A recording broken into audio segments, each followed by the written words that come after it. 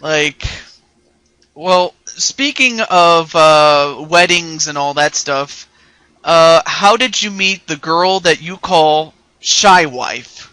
Well, are you ready? It's really exciting, and it's a really long process. So, well, I mean, if it's too long, I guess you can just give me the short of it. It's not too long. I'm just being silly. So crack open a few Coca-Colas and let's begin. Speaking of Coca-Colas, I need something to drink too. Yeah, do you want to get one? I'm drinking one right now.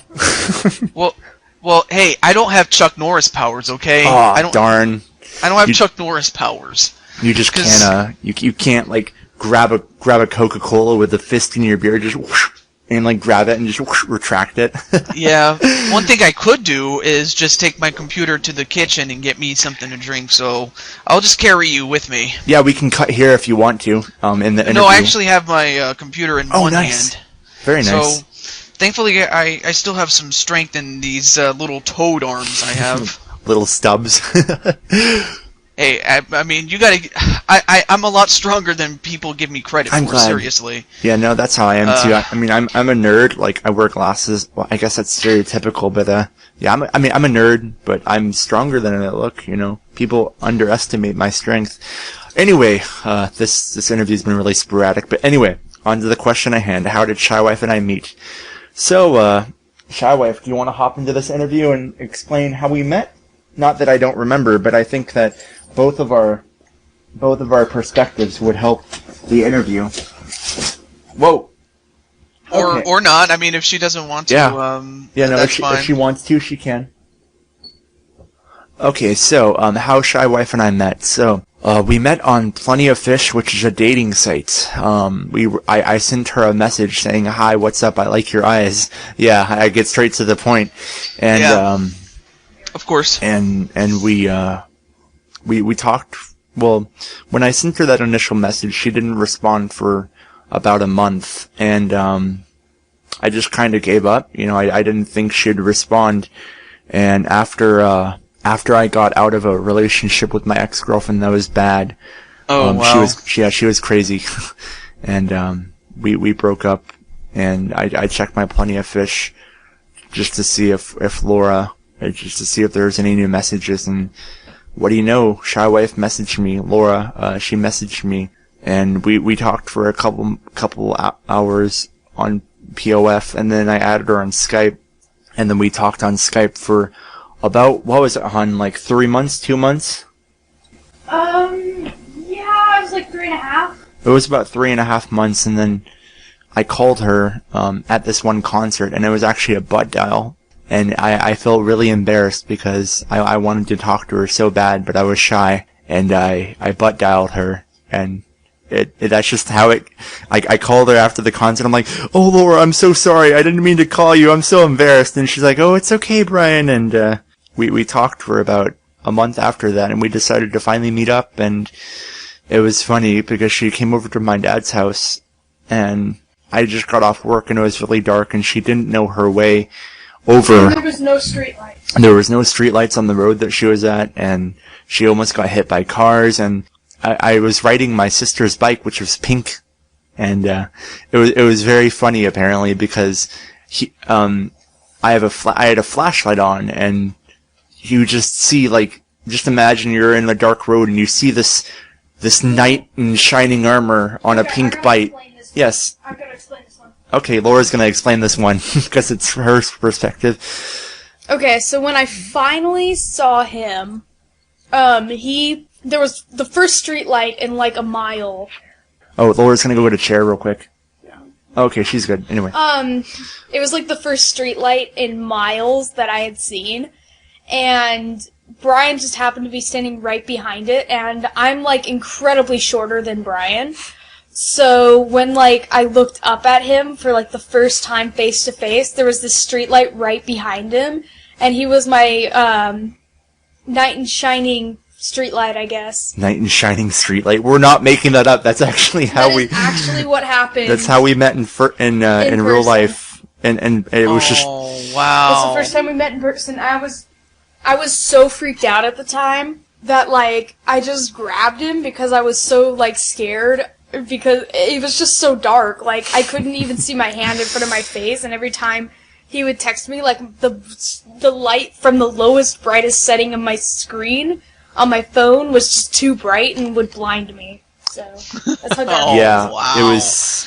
Wow, Yeah. that is amazing. Actually, that is so amazing, and Yeah, it was. and I take it the rest is history, more or less. Yeah, it was just, I never, honestly, I don't know if this is getting too real, real or not, but I've never met someone that I felt so connected with, and I've never felt like, cause Laura, she's my best friend, we do everything together, and I've never felt so connected with anyone before, and it's a really nice feeling when, you feel like you're gonna be alone in life, and then out of the blue, you finally meet your true love, and it's just, Oh, you know it's true, and I'm getting kind of teary-eyed thinking back on everything that Laura and I have been through.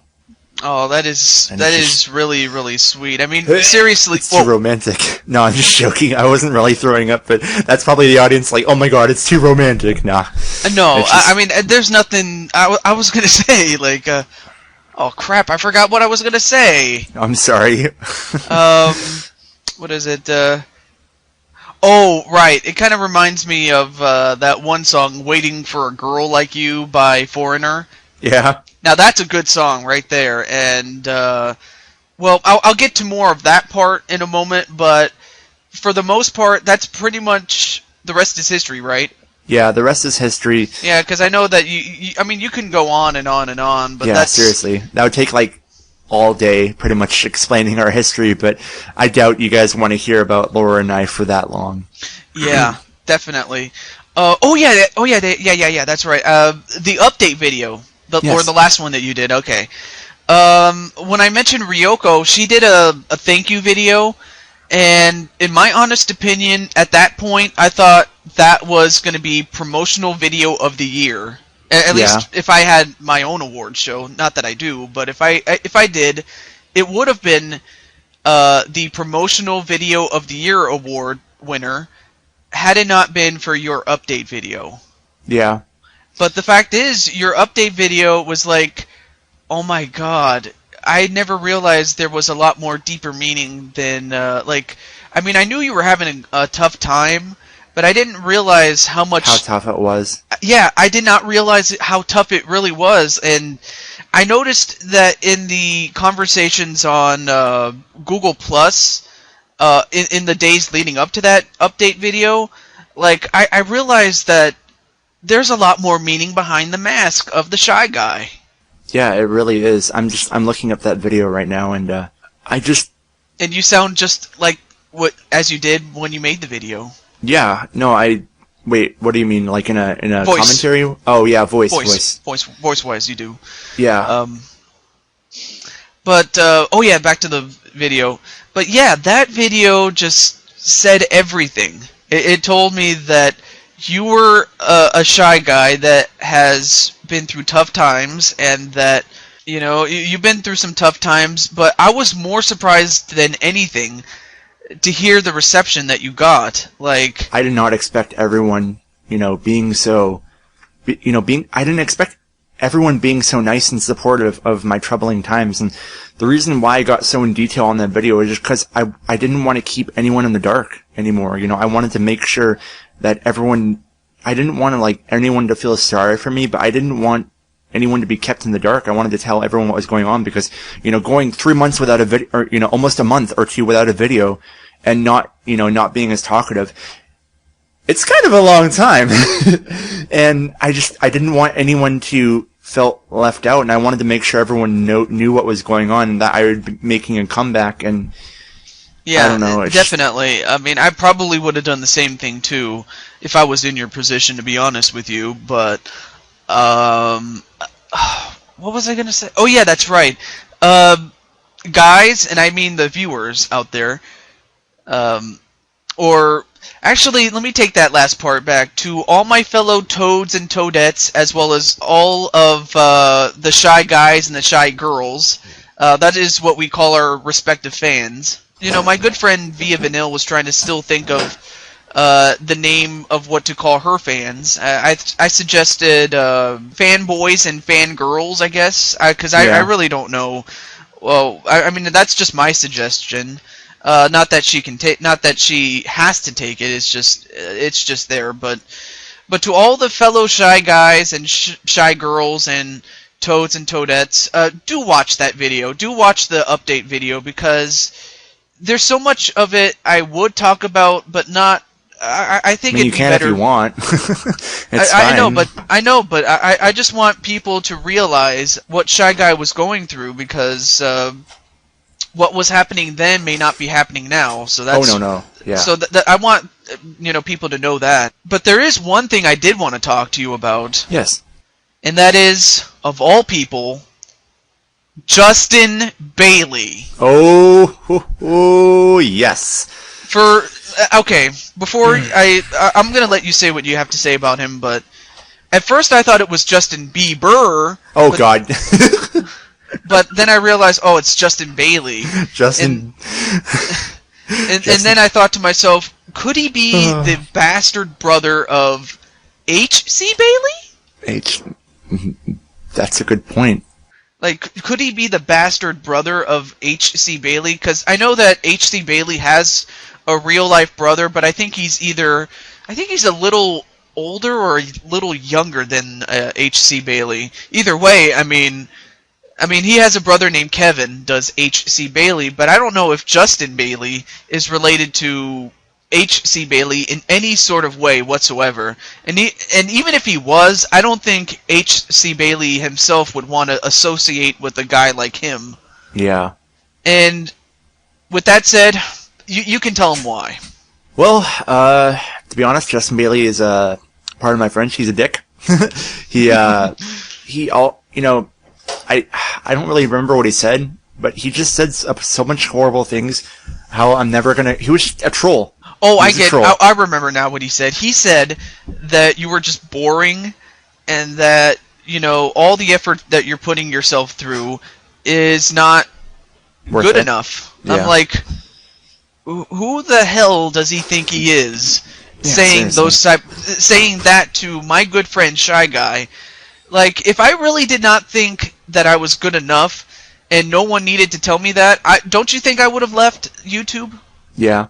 I would have left YouTube if I thought to myself that I wasn't good enough. Like, I don't need some punk like Justin Bailey to tell you or me that I'm not good enough. Yeah. Well, maybe I'm just not good enough for you. Exactly. And I don't know. I guess it hit me when I was down, and yeah, I guess I just took it too personal, and just because I was honestly considering quitting YouTube and not doing Let's Plays, because I thought, what the hell is the point? What's the point of doing something when nobody's going to watch me? And that's not the case at all. People do watch me. People do enjoy my content. But I don't know. It's just the stuff that he said really, really hurt me, I guess.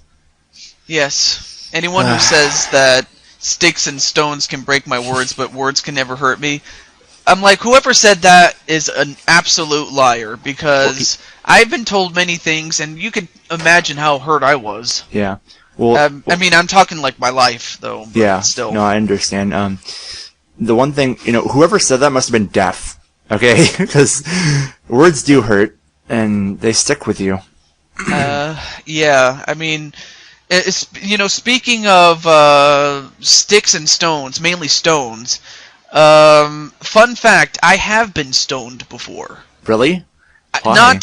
Not with drugs. I'm talking someone like actually with actual stones. Someone threw a stone at me. I'm like, what the hell, man? I'm like, I mean, it was some little kid that threw it at me. Like, I was in 6th grade, and this was like some 1st grader trying to throw a stone at me, and he actually did hit me in the forehead. Oh my god! Did you bleed at all, or was it just like a bruise? Was it a big stone, or? Well, it's kind of like one big enough to use a slingshot for. Oh my god! Ow! Like, Jesus, like the one in the Bible? Like, you know how David had like a little slingshot and he hit Goliath in the head with a little stone, but it was enough to actually kill him? Yeah. I'm like, he was trying to become David, and he thought I was Goliath. I'm like, what the hell, kid? Yeah, I'm seriously. like, I mean, I love the Bible and all, but you don't have to like you don't have to imitate it, especially if it hurts me. Yeah, seriously. Really, like, Jeez, man. but yeah, I have been stoned before. Ow. It hurts. Yeah, I can imagine getting a rock thrown at you. How was he far away, or was he? He was like at least 5 feet from me. Oh my god! Ow! I can just imagine like, boom, like right in the head. Ah. Ow. Like, because I didn't see it coming until it was too late, I did cry, and Yeah. and it was like, I was crying like that. I was like, oh, it hurts so bad. I mean, I can laugh about it now, but the fact that it hurts so bad. Yeah, I can imagine. Oh, Jeez. it sucks. But enough about getting stoned. But yeah, I mean, I could empathize with what happened with you and Justin Bailey of all people. Like, Yeah. you know, don't be surprised if I mention Justin Bailey sometime in the future when you least suspect it. But yeah, I'm never gonna forget the name of Justin Bailey. That's funny. When you said Justin Bieber, I'm like, yeah, Justin Bieber attacked me. He got on Google Plus and was like, hey, what's up, bitch? And she's like, oh, Justin Bieber, hi. Yeah, that just made me laugh because I just imagine Justin Bieber like getting on his computer and just But just imagine, like, if you know, Justin Bailey is actually a brother of the real H.C. Bailey. That'd be weird. It would be sadistic for one, because I don't know how the real H.C. Bailey would feel about that. Yeah. Then again, it's like, I think Justin would never want to mess with the real H.C. Bailey because, well, H.C. Bailey's a legend. Yeah. I mean, the man is a legend, so, you know, he probably felt it would be better for him to attack you than to go after a legend, because he felt like if he attacks a legend, everyone's gonna hate on him. But, you know, I guess he felt, you know, he felt that he could beat you, and he almost succeeded. Yeah, he almost beat me, and then I talked to you, and I talked to Rye, and I talked to Laura. I thought it was, Laura and, what's his name, Conisboard, maybe? Yeah, Conan. Like, everyone just... I feel so loved. I feel so... Yes, definitely. Thankful for everyone. And, you know, I realized that people have my back. Yes.